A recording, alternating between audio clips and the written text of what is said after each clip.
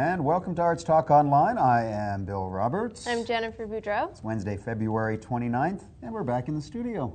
Yeah, and winter has joined us also, which has not been a fun weekend. So I hope everybody out there is driving safely and being conscious of the 15 feet of snow that has fallen. A lot of snow on the road, and it's supposed to be a little bit cool all week because it's Wednesday already and it's still cold out there. Yeah, lame. The reason we're in the studio, doing a bit of a special show again for Arts Talk. This is show number 13 already. I know. And not unlucky 13. This is lucky 13. We'll say it that way. Mm-hmm. We wanted to be in the studio because we actually have 3 different segments. No guests on this show, but we have 3 segments which we have shot over the past 2-3 weeks that we wanted to air for everybody to see. Mm-hmm. I'm really excited. We're going to check in with the Dead Fest that happened on February 10th. And we're also going to check in with the play Fool for Love at the end of the show at the Varscona Theatre. And we're also rechecking in. We're going to check on another event that was called Arts Expo, which was held out in Sherwood Park, and it was a 2-day event to promote arts out in Strathcona County, and artists got to display their work, and we're also doing work there and selling work. Oh. So I went out and had a look at that and actually talked to one of the sculptors. Did you purchase anything? Yes, actually we did purchase. We purchased a little pin, glass-type pin that was made by an artist, which was kind of neat. Oh, nice. I think that's Very how you nice. describe it. So, what we'll do is, why don't we actually go into the Dead Fest segment, and this was done by Lee Conrad, who does our film reviews. So we sent Lee out to be our on-street reporter that evening, and it's a really good segment. He talked to a few of the people that came out to see the film The Victim, which is a Michael Bain film, and Michael came into town actually to be part of it, along with his producers and one of the other actors. So Lee had the opportunity to talk to not only some of the fans that came to see the film, but also to Michael Bain. I'm excited for that interview. My favorite movie is The Abyss, and he plays the crazy guy in that. So I'm pretty excited to see his interview and see what he's like when he's not crazy, I guess. Oh, right. Well, let's have a look at this segment from Lee. This is Lee Conrad for Arts Talk Online, and we're reporting to you from the Dead Fest event here. Michael Bean victimizes Edmonton. Come on with us and check it out.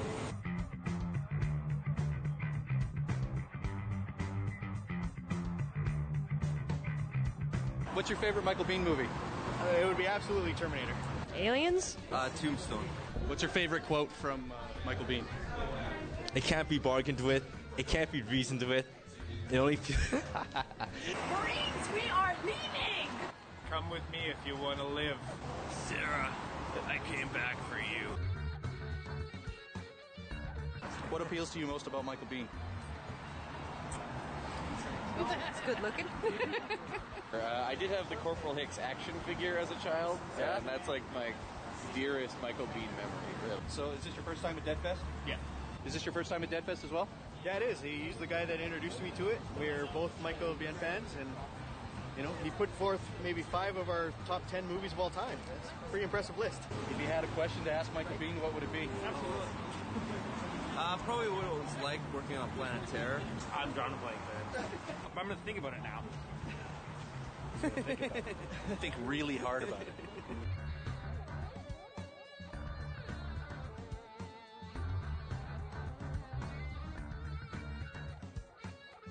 There's the man himself. the actual man. He's actually here.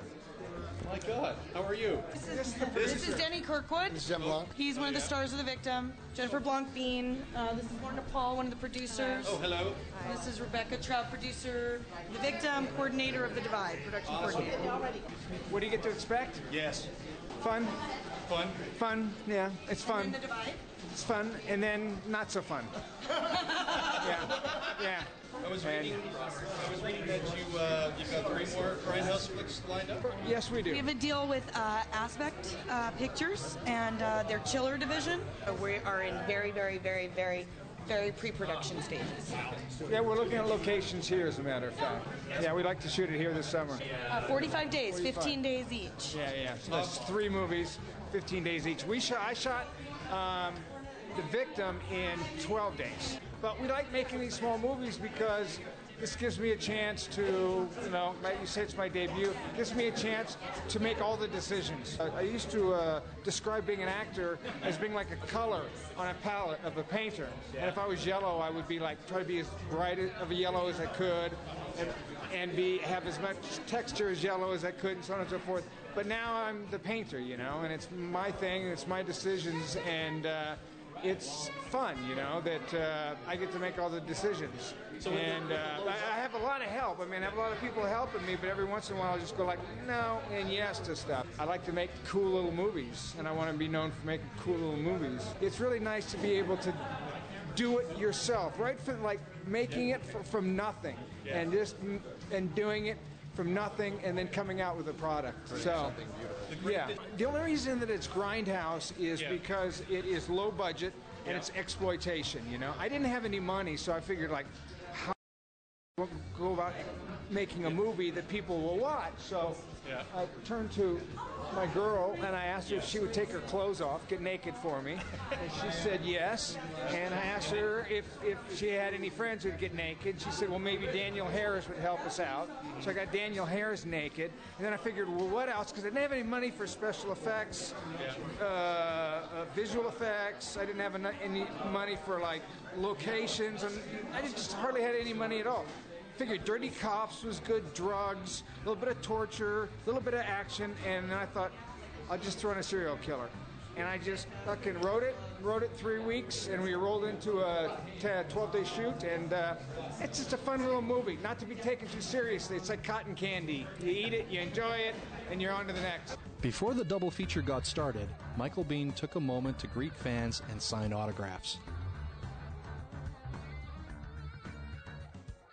The Victim and The Divide. There was a short video tribute for the guest of honor put on by the Dead Fest hosts, Derek Clayton and Kevin Martin. And the crew, we've got... After a brief introduction by the filmmakers, the first feature, The Victim, got underway. The Victim was received with resounding approval by the audience. Michael and his crew stayed for a Q&A session, which allowed fans to interact with the filmmakers. Michael was presented with 2 pieces of artwork from a local artist in appreciation for his earlier work on the classic films The Terminator and Aliens. Shortly after that, the second feature, The Divide, filled the screen. All in all, the event was a lot of fun. Fans got to meet a legendary genre actor, and the screenings of his latest films were a real treat for the audience. With a 3-picture deal recently signed, we can expect to see some cool little movies from Blank Bean Productions in the near future, and hopefully produced right here in our city. On the scene at Dead Fest, I'm Lee Conrad.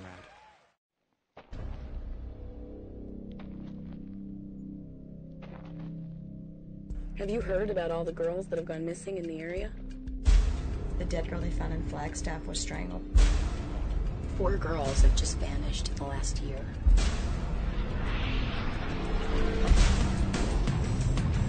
Two very bad men are about to pick up.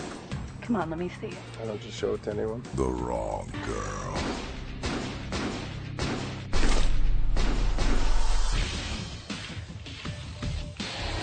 Not here. Either way. She's dead.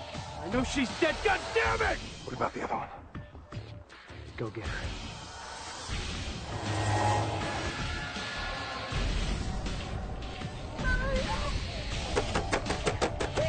Please!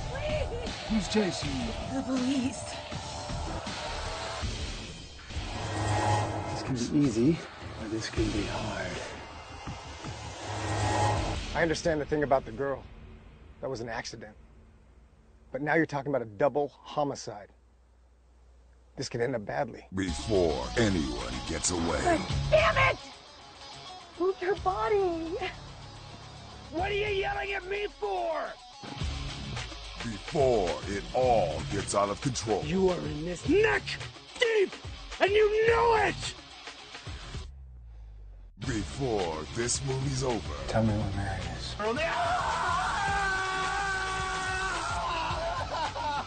Answer the question.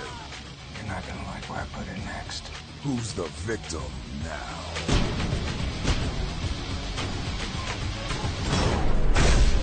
The victim. This is so surreal. It's just wrong. Even bad girls need protection.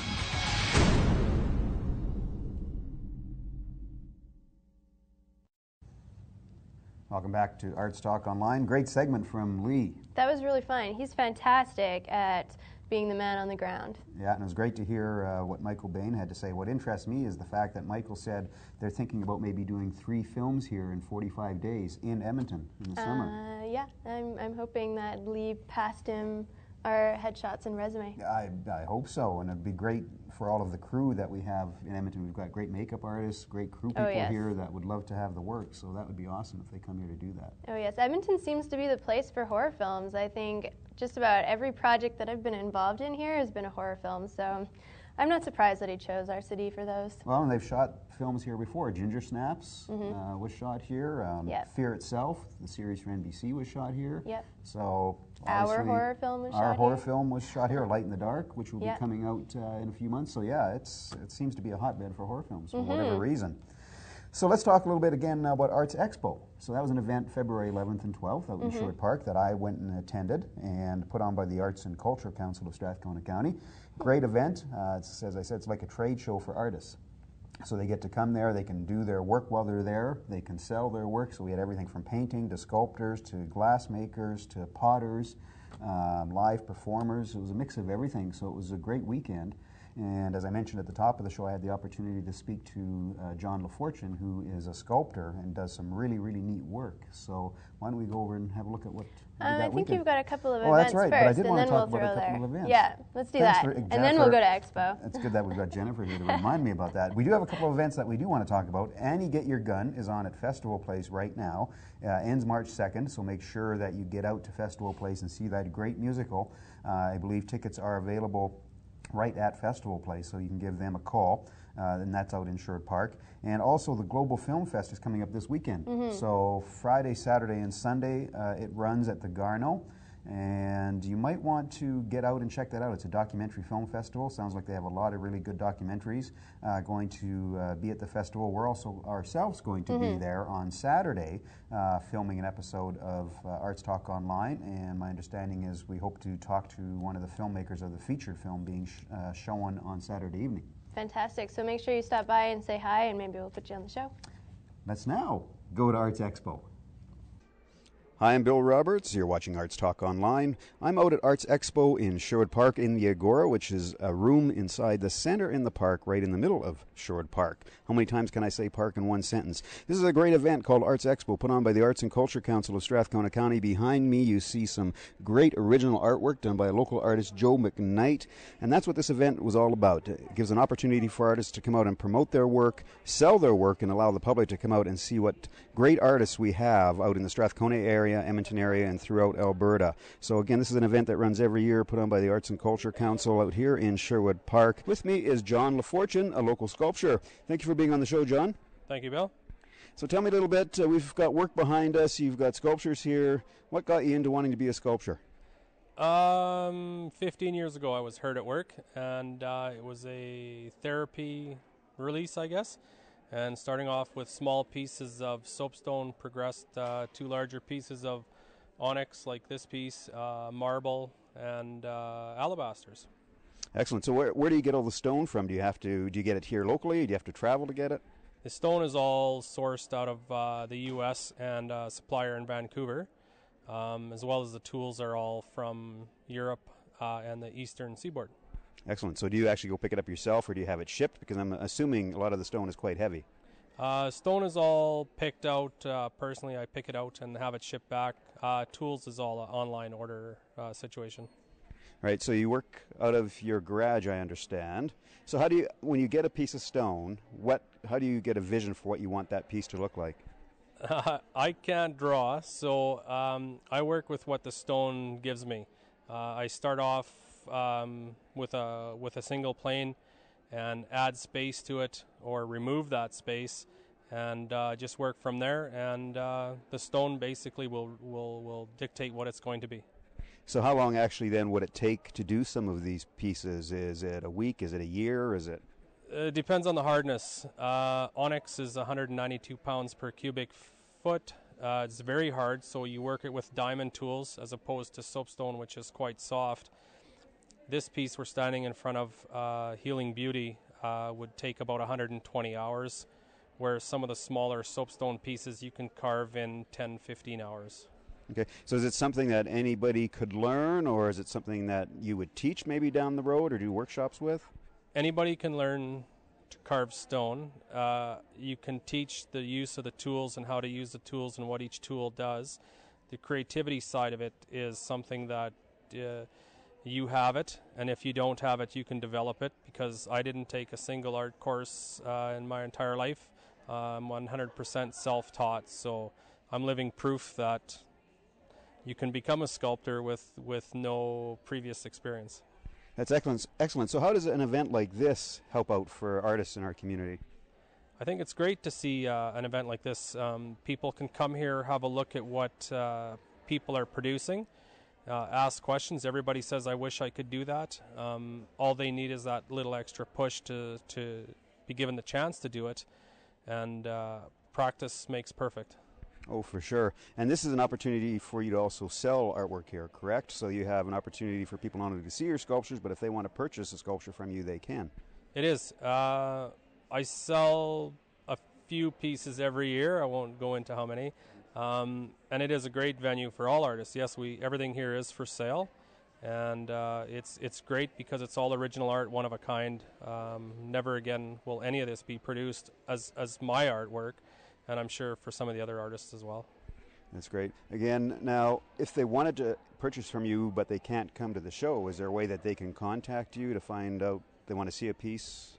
Through the Arts Association, the ACCSC, I can be contacted. I don't have a website. I work strictly by word of mouth, and for me that seems to be working just fine. So that's great. So the Arts and Culture Council of Strathcona County, then they can contact you through that and get a hold of you, get an email or a contact address. Absolutely, yes. And I'm a member of the Sculptors Association of Alberta as well, so I think I have a profile on there, a few photos, and a phone number contact, I think, as well.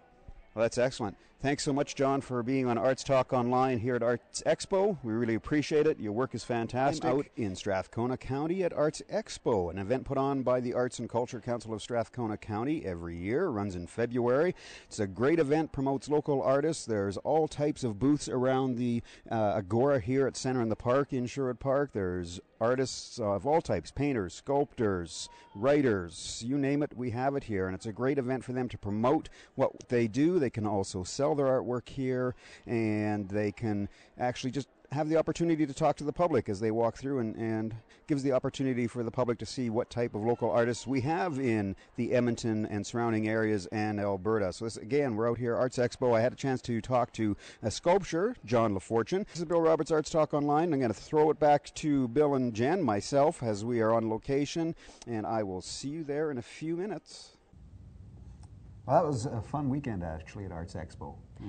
What a great opportunity for artists. I know my love is an artist, and he works really hard at finding places to hang his art and sell his art. So it's nice to see that people can come to one spot and actually get paid what they're worth for their artwork, because there's a lot of work that goes into that. So good for everyone that was there. That's right, and as the motto was for this particular show was, if you buy your art in a shopping cart, it's not real art. Oh, I love that. So Darn that's to promote for those artists that do work hard and do this work. You know, so don't head off to your local department store and buy what you think is a piece of art for $10.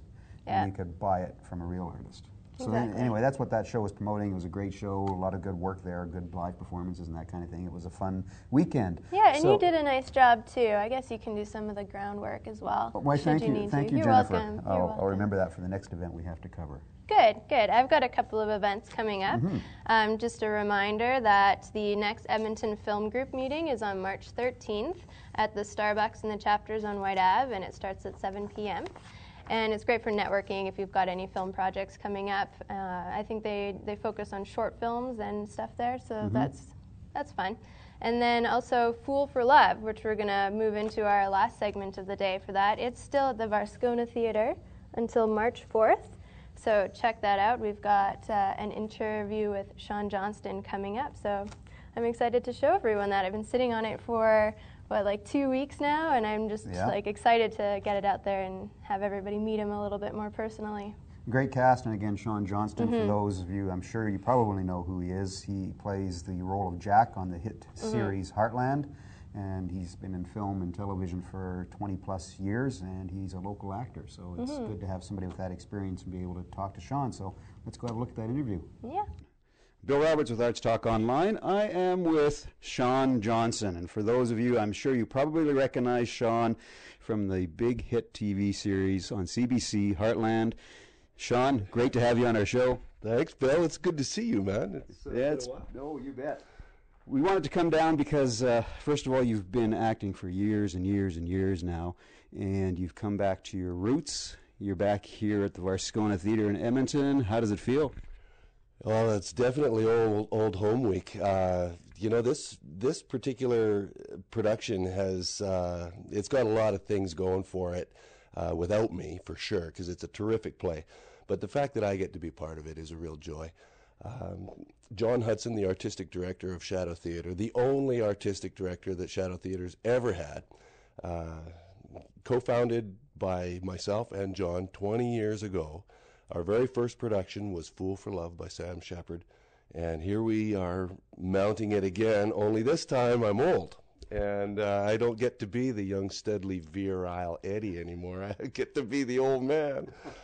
Well, yeah, I saw a poster actually when I was kind of researching it a little bit before coming to see, and I saw the original poster from the show with you with it looked like shirt off and the young Sean, and and now here you are, you know, with the beard, and you play Jack on Heartland and up into the older roles, and but again, how does it feel to get back on stage and not on camera? It's been a long time since I've been on stage. It's been probably easy 6 years, maybe more. And I got to tell you, man, I still get nervous about it. I always did. I always got nervous when I was going on stage. And it's no different today, even in my wisdom and my philosophy, you know. It doesn't change. When they say it's like riding a bike, the nervous part, that's true. Yeah. But isn't it good to have the nerves before you get on? Then you're sharp, you're focused. I think that is true. I've always felt that if I wasn't nervous, I wasn't on my game. So I guess in that regard, I can look forward to good things because I'm terrified, man. So do you have any other plans? When are you back shooting Heartland? When's the next season start? You know, oddly enough, I can't say because not that I'm keeping secrets, but I don't really know. They haven't told us. And I think it's because, not to get on a political soapbox here, but because we've got the majority conservative government and the CBC is a little bit nervous about how much is going to be allotted to them as a public broadcaster by the conservative budget coming down in March. So the writing on the wall looks really, really good. Our ratings are really high, probably higher today than they've ever been on Heartland, but just the political nature of the film and television industry in Canada doesn't allow people to speak too soon, you know, sadly. Yeah, and for sure. So that being said, do you have plans to do more stage work maybe over the next little while? Yeah, that's an interesting question too, man, because I said to John Hudson, who directed this play, if I could be guaranteed that every stage production I did from here until I die was going to be as enjoyable and as exciting and, you know, just full of goodness like this one, I'd be on stage in a heartbeat. I might even do it more and more and more. You know, I might do it more than film because I've had such a good time in rehearsals and getting this show up and running. I can't be guaranteed that. This has been a real special project for us. You know, John and I go back a long way.